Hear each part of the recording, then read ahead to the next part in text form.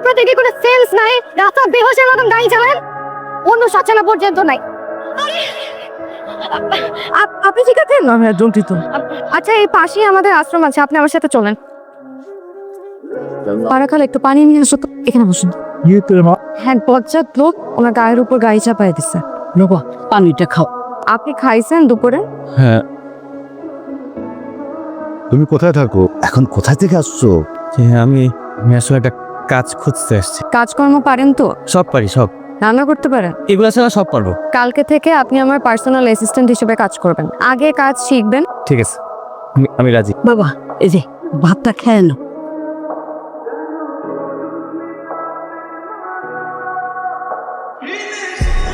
দারুণ খাবার, আমি এত বছর খাবার আমি কখনো খাই নাই। ম্যাডাম। কয়টা বাজে? Sorry ma'am. জীবনে সময় জ্ঞান থাকা অনেক বেশি জরুরি, নাহলে বড় মানুষ হতে পারবেন না। ম্যাডাম। আমাকে ম্যাডাম ডাকবেন না। কি ডাকবো? আপু ডাকতে পারেন। আচ্ছা। না, আপু না ডাকি, মানে আমি আপনার নিচে কর্মরত, আপনাকে দেখলে ম্যাডাম ম্যাডাম ফিল হয়। ধরেন ধরেন, এই দেয়ালটা খুব ভালো করে পরিষ্কার করবেন, জলদি।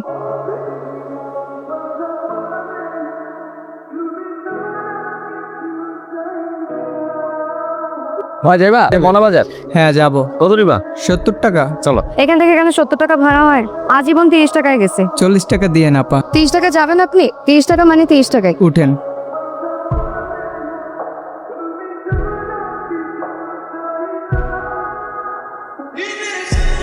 গতকালও তো করলা কিনলাম 35 টাকা কেজি, আজকে 50 টাকা হয়ে গেল। আবার সরকার যে দাম আর আপনি কি করবো বলেন? তোমরা খালি সরকারের ঘাড়ে বন্দুক রেখে গুলি করো। 2 কেজি নিব, 40 টাকা দিব। চুরি করার অভ্যাস আছে? হ্যাঁ? না, মানে আগে যে ছিল সে প্রতিদিন 50-100 টাকা করে মারতো। না না না। চলেন। আচ্ছা, আপনি সবাইকে কিভাবে চালান? মানে একদিন তো আপনার সব টাকা পয়সা শেষ হয়ে যাবে। আমি চালাই না, বিদেশের বিভিন্ন নন প্রফিটেবল অর্গানাইজেশন আছে, ওরা ফান্ডিং কালেক্ট করে আমাদের মতন ছোটখাটো এনজিওতে ডিস্ট্রিবিউট করে। Why are you cutting off the funding? See, as per my belief, we didn't break any rules, right?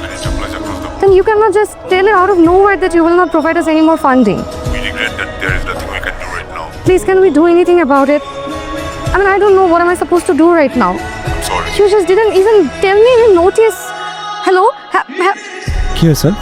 কি হয়েছে? আমাদের আশ্রমের জন্য বিদেশি একটা সংস্থা থেকে অনুদান আসতো, গত 15 দিন যাবৎ হঠাৎ করে বন্ধ হয়ে গেছে। কেন বন্ধ হয়ে গেলো কিছু বুঝতে পারতেছে না। এখন আমাদের এই আশ্রমের ফান্ডে যে টাকা ছিল তা তো প্রায় শেষ। এখন কেমনে চলবে আশ্রম, যে নিয়ে মায়ের খুব চিন্তায় আছে।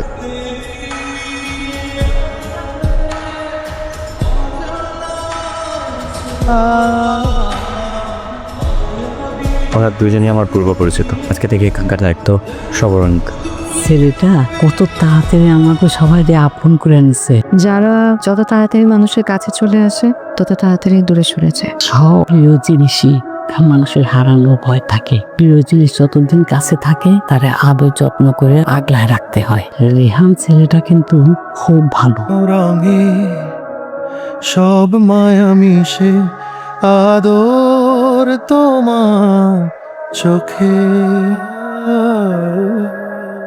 নীল বাজে তোমাকে ঘিরে ছবি আপনারা কে? আপনি আমাদেরকে চিনবেন না, তোমরা ব্যবসায়িক মানুষ। এই বাড়ির মালিকটা একটু ডাকেন, তার সাথে একটু ব্যবসায়িক আলাদা চলে আছে।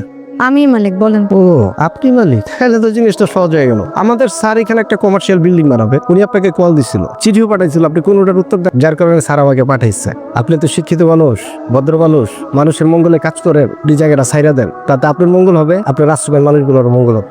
আপনাকে কি আমি একবারও বলছি আমার আশ্রমের মঙ্গলের চিন্তা করতে? আর একবারও আপনাকে এই কথা বলছি যে আমি এই জমি বিক্রি করব?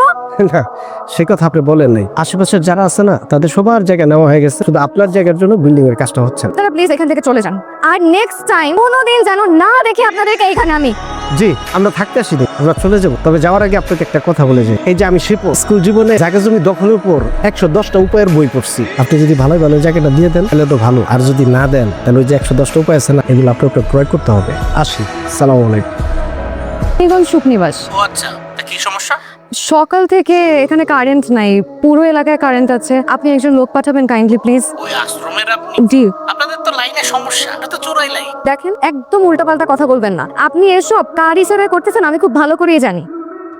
হ্যালো, আপনার অনেক ভালোভাবে বুঝে আসছিলাম, আপনি জিনিসটা বুঝেন নাই। মাত্র তো কারেন্ট গেছে, কিছুদিন পর কারেন্টের মতো বাড়িটাও যাইব গা। ভালোই ভালোই কইতাছি বাড়িটা ছাইরা দেন, আপনার মঙ্গল হইব। না হলে সামনে কিন্তু অনেক বড় ক্ষতি অপেক্ষা করতেছে আপনার জন্য। আসো মা, আসো আসো, বস বস বস। জি আমি বুঝতে আসি, আপনার সাথে আমার কিছু কথা আছে। জি আমি আশ্রমের ব্যাপারে কথা বলতে এসেছি, যে প্লটটা নিয়ে আপনারা উঠে পড়ে লেগেছে। আচ্ছা আচ্ছা। আপনি কি নিজের পরিবর্তন ছাড়া কিছু চিন্তা করতে পারেন না? এতগুলো অসহায় মানুষ আশ্রম ছেড়ে দিলে কোথায় যাবে? বাজানি এইগুলা নিয়ে তুমি একদম ভেবো না। আমি তো তোমাকে আগেই বললাম ওদের সমস্ত ব্যবস্থা হয়ে যাবে, কোনো চিন্তা করো না। কি ব্যবস্থা করবেন আপনি? ওদের কারো পরিবার নেই, আপনি কি ওদের পরিবার হবেন? হবেন না। আমি যতদিন বেঁচে আছি আমার আশ্রমের কিছু হতে দেব না। দয়া করে আপনি আর আপনার লোক আমি যেন আমার আশ্রমের আশেপাশে আর কোনোদিন না দেখি। যদি দেখি তাহলে কিন্তু আমি লিগ্যাল নোটিশ পাঠাতে বাধ্য হব। আসসালামু আলাইকুম। এনি কে? আমার ছেলে রেহান চৌধুরী, জানাবো?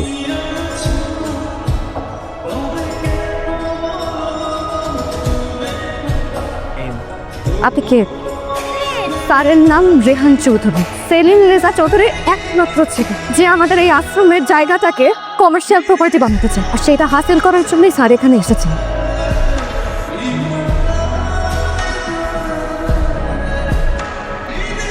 দুজনই আমার করবো। বাবা তুমি আমি আশ্রমটা ছেড়ে দাও। দেখো বেইমানি করে আর কতদিন খাবো মানুষের কাছ থেকে? বাবজান, আমি এগুলা কাজটা করতেছি সব তো তোমার জন্য। আমার এত কিছু বোঝা লাগবে না, আমাদের কোনো কিছুর কমতি নাই, কিন্তু এই মানুষগুলো অসহায় ভাবে। তুমি যদি আজকে এই কাজটা করো মানুষগুলোর জীবন ধ্বংস হয়ে যাবে বাবা। আমার ছেলে যা চাইতেছে তুমি কিন্তু সেটাই করবা, আমি কোনো কথা শুনবো না। তুমি চাও যে আমি আশ্রমটা ছেড়ে দেই?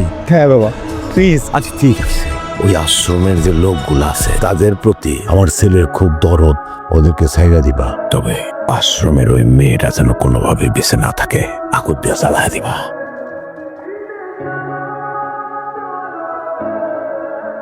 আপনি এখানে কেন আসছেন? আপনাকে একবার বলছেন এই আশ্রমে আর কোনোদিন না আসতে। আপনি কোথায় যাচ্ছেন? আপনি কথা বলে কি কানে ঢোকে না আপনার? তুমি বুঝতেছো না? আমি বুঝতে চাইও না। আমাকে বুঝতে হবে, তোমাকে দেখতে হবে। সবসময় নিজের জায়গা থেকে দেখলে তো হবে না, একবার আমার জায়গা থেকে দেখার চেষ্টা করো। দেখবো আমি আপনার জায়গা থেকে। সেটা তুমি দেখতে চাও না, আমি মিথ্যা বলছি। তোমার জন্য আমি কিন্তু সকলের সাথে মিশছি, তোমার জন্য আমি অসহায় ভান ধরছি, সেটাও তোমার জন্য। আমি তোমাকে ভালোবেসে এখানে আসছিলাম, আজকে সকলের ভালোবাসায় আমি এখানে আসছি। তোমার জন্য আমার ভালোবাসা কখনো মিথ্যা ছিল না, কখনো না।